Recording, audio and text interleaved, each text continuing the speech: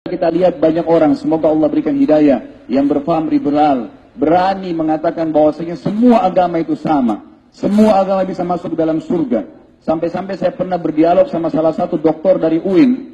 Pada saat itu dia lagi khutbah Jumat dan saya tidak ada jadwal. Kemudian di dalam khutbahnya dia mengatakan, kita orang Islam tidak boleh sendirian mengaku masuk ke dalam surga. Tapi semua agama bisa masuk surga, yang penting berbuat kebaikan.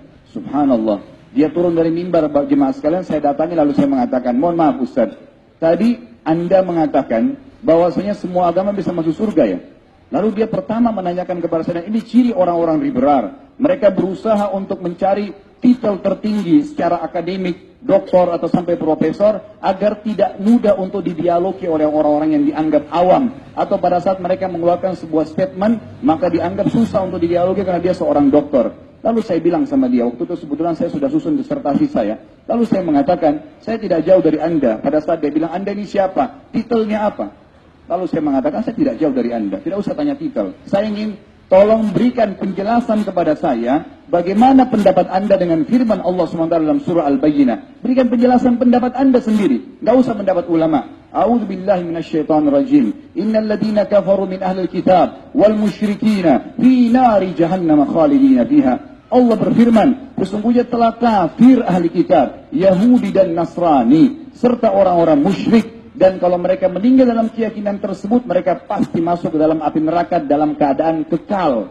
Maka seorang muslim wajib baginya meyakini kekafiran siapa yang telah Allah kafirkan. Kalau kita yakin agama lain juga sama bisa masuk surga, ayo jemaah sekalian kita keluar dari masjid ini murtad aja masuk agama Kristen semuanya. Oh, agama Kristen enak, nyanyi seminggu sekali masuk surga. Ngapain jadi seorang muslim? Harus menjaga ini tidak boleh, sholat 5 waktu susah, harus Jumat, perempuan harus tutup aurat. Kenapa harus mengambil agama Islam kalau semua bisa masuk surga?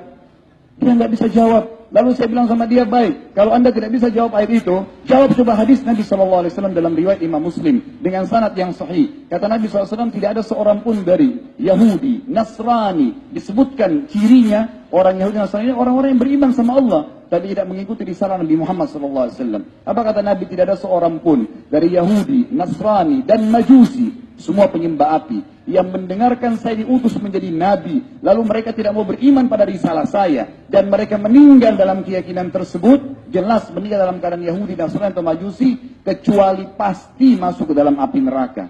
Jelas konsep ayat Al-Quran dan sunnah Nabi SAW. Seorang muslim tidak boleh ragu dengan kekafiran orang yang telah Allah kafirkan, dan tidak boleh ragu tentang kebenaran agama yang dianut.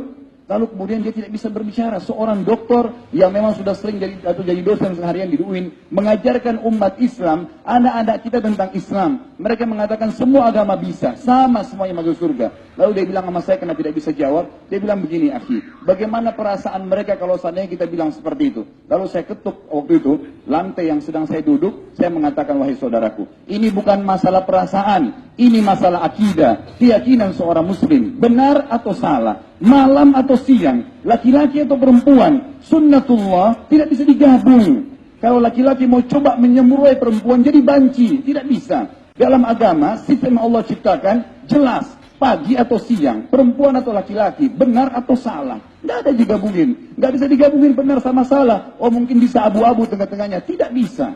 Benar atau salah, selesai, gitu kan? Jadi kita jelas, lapar atau kenyang, nggak mungkin digabung keduanya. Itu sudah sunnatullah. Maka akhirnya pun dia tidak bisa menjawab dan dia pergi.